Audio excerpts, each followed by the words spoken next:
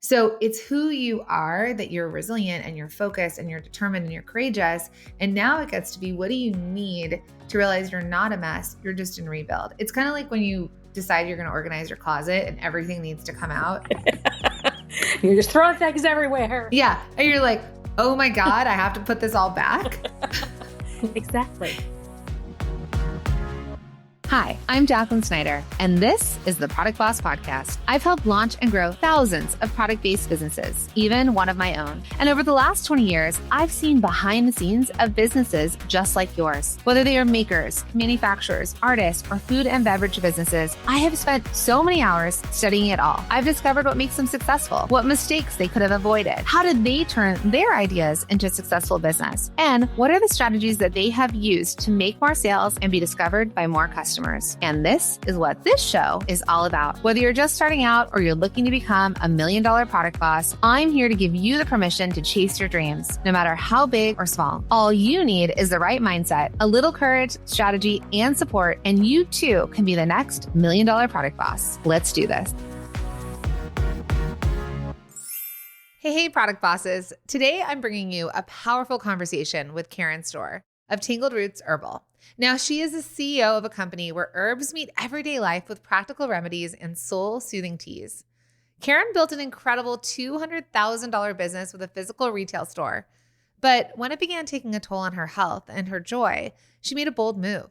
She shut it all down and shifted online. Now she's in the messy middle, rebuilding from scratch, figuring out how to grow her online sales, and learning how to trust herself again. So if you've ever felt like you were starting over or questioning whether you're doing it right, this episode is for you. We're diving into burnout, bravery, and how to rebuild with purpose. So if you're ready, let's jump in. Tangled Herbal. That's me. Alrighty. So current state of your business, sounds like you've been like shifting, moving things around. You closed the company, but you have a pretty great business. In terms of like the revenue that you've been bringing in, right? So it sounds like your business is up and running. So it's up and running. So I closed my retail store and I have transitioned to online only, which has been a challenge, to say the least. True. Even though I had been doing this work, in the 5-6 years that I had owned the retail store, it's a whole different business. Yeah. So just to ask you a quick question to Yep. get clarity, when you were presented with the option of joining the sales accelerator and you did not join, what was missing for you in that you felt like maybe this wasn't the right time for it? Honestly, it is literally finances. That was literally the only reason why I'd be in it if it weren't for that. If this was a year ago and I had the revenue that I had then, now, I'd be in. All in. Okay, so it seemed like it was the right fit, but you're just, because you shut down the store and you're trying to sell online, but online right now you're selling $1,000 a month? Yeah. Between $1,000 to $2,000 a month. Okay. That's still really good for kind of feeling like that engine doesn't work. It's just like we get to dig in and say like what's working, what doesn't work, Yep. you know? So I get it. I mean, it looks like, so what revenue did you end at last year with the store?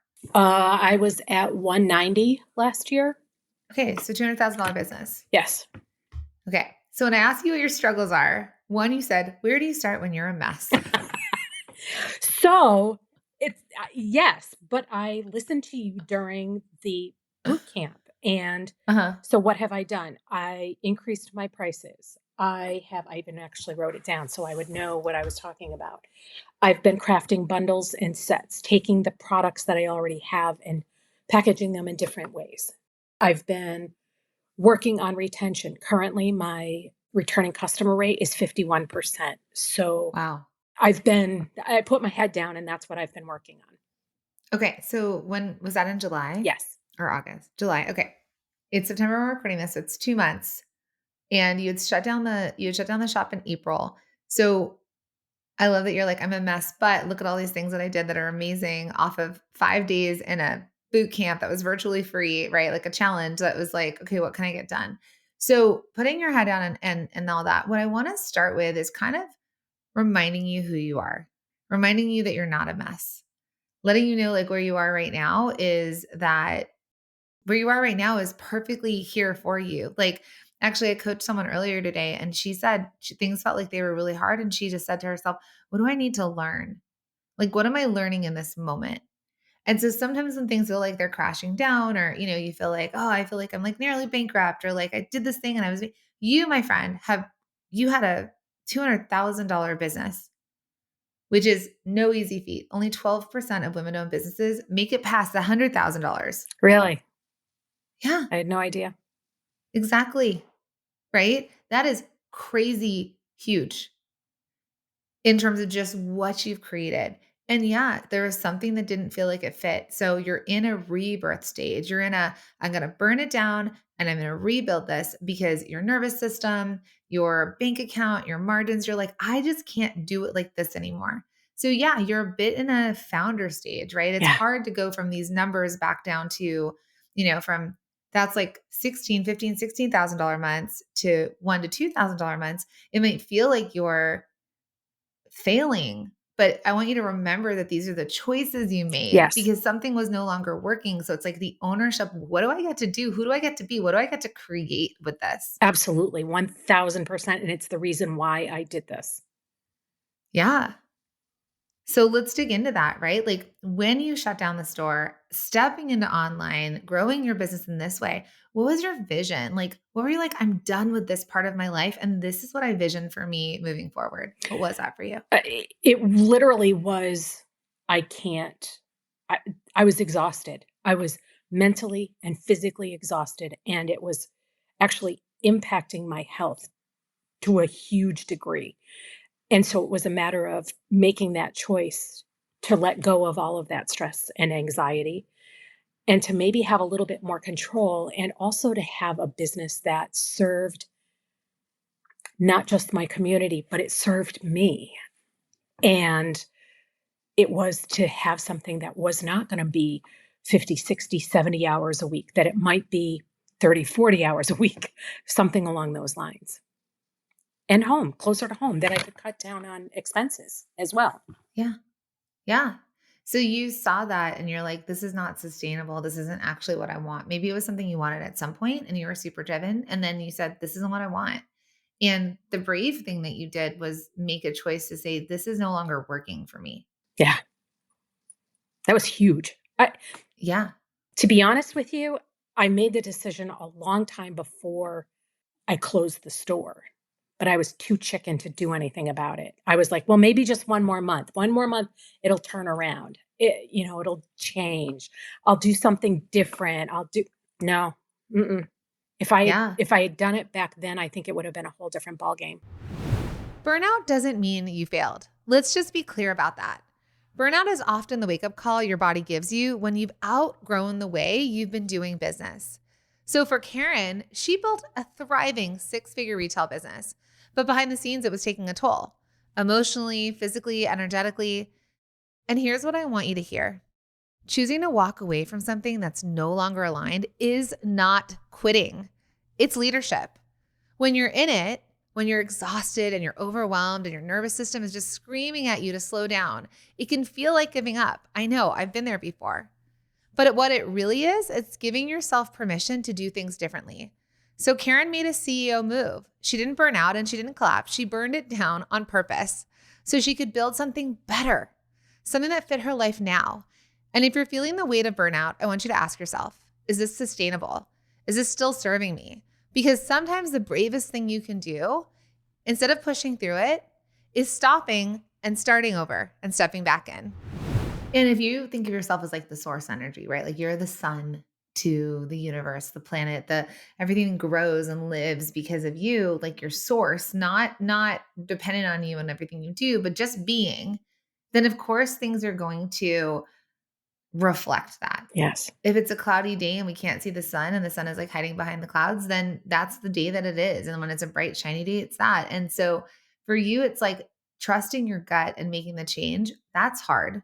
PS. Like this is not an easy thing. So again, what do I need to learn? What did you need to learn in that time?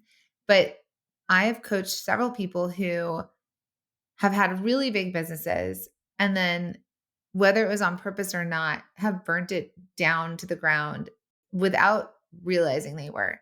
And then we reflect on it and we say, okay, because I'm coaching someone else right now, same thing. She had a huge business on Etsy, $1 million business. Now it feels really hard. And Etsy slowed down. Being reliant on an algorithm like that is like being reliant on social media. It's hard. Yeah. And so she's like, what's wrong with me? What's wrong with me? What's wrong with me? But then when we talked about when she was the $1 million business, she's like, I was miserable. I looked miserable. I was so unhealthy. And it's like, oh, you burned it down because it was not sustainable. So your subconscious is the thing that kind of shifted it for you. So who do you get to be now that we get to be in this rebirth, regrowth time? What's possible? And so she switched out of that feeling of like victim to circumstance and ownership of her future.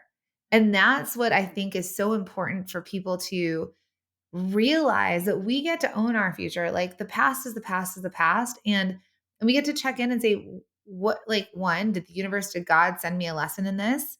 Yes. Thank you for these speed bumps and these roadblocks so that I get to learn through it so I don't do this again. I have no regrets for closing the store. None. Yeah. None. I'm a little scared about my future, won't lie. Yeah. But I have no regrets about doing it. Yeah.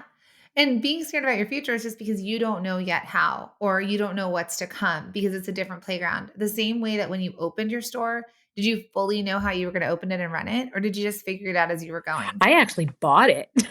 Oh, so it was operating. It was already to learn. But I had a huge learning curve. Huge. Yeah. And it was. But you were excited about learning. Yes. So what I want you to do is step into this side of being like, oh, wow, Karen, you're making $1,000 to $2,000 a month without massive social media, without, all these things like operating so well and you're still doing well. You have a $24,000 business. Okay. Yeah. Very different than the 290, but there are people who will listen to the podcast and be like, oh my gosh, I wish I could turn that around that fast. So it's who you are, that you're resilient and you're focused and you're determined and you're courageous. And now it gets to be, what do you need to realize you're not a mess? You're just in rebuild. It's kind of like when you decide you're going to organize your closet and everything needs to come out.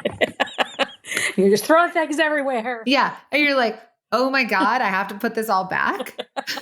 Exactly. And so it looks like a mess, but it's temporary. It's a temporary cluster of, what do I want? What do I not want? What do I get to throw away? What do I get to keep? What do I get to cherish? Yeah. Right. All this, you may look at me like, I don't need half of this. This is nothing that I need or want anymore. Get rid of it. Yeah. So I want you to look at it like from this perspective of, you pulled everything out of the closet. You're building this thing in this way that you want to build it. And then you get to choose now, what do I want? Yeah. How do I want to build it? How will it feel good in my body and in my nervous system to, for you, it's like, how do you focus and fix what you're already doing, which you just told me you did through a 5-day challenge boot camp with me. Right. Yeah. And then you've started to work in that way, and it's like focus and discipline.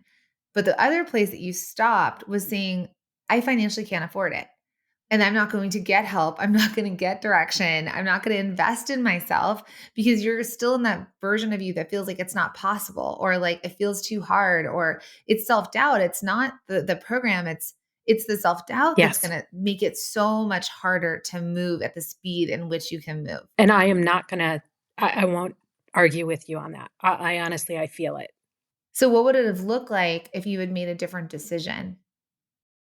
I think I'd have a lot more confidence about where I was going. And I think that there'd also be some revelations.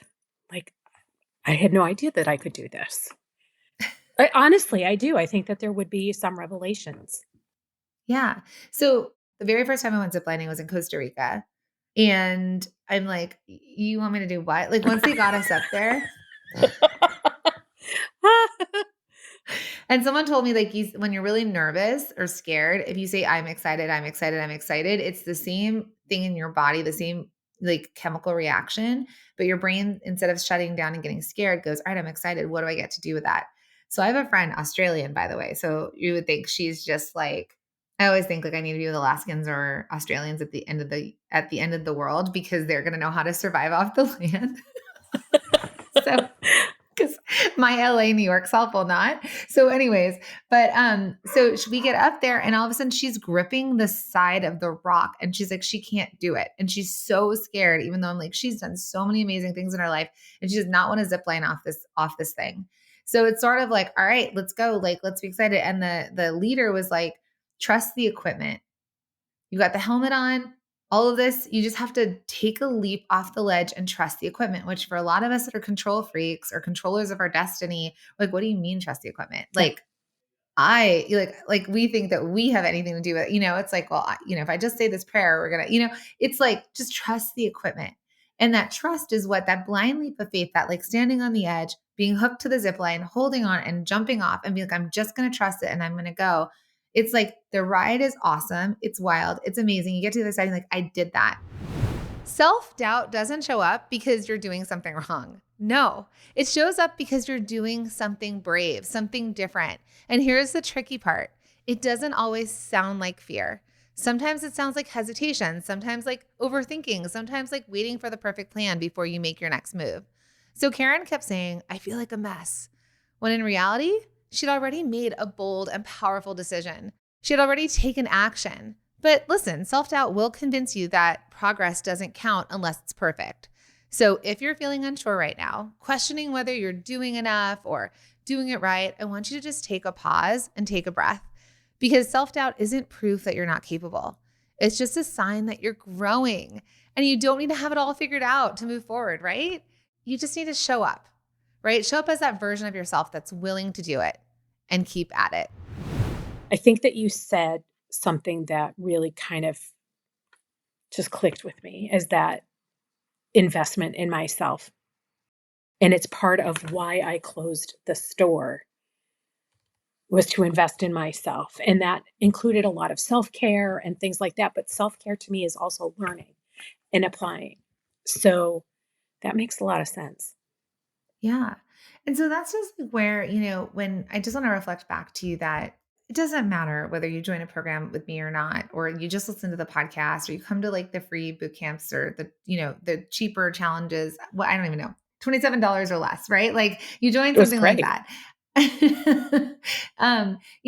It's not that. And a lot of times, like, I'll charge for boot camp because I used to do them for free all the time and people don't show up.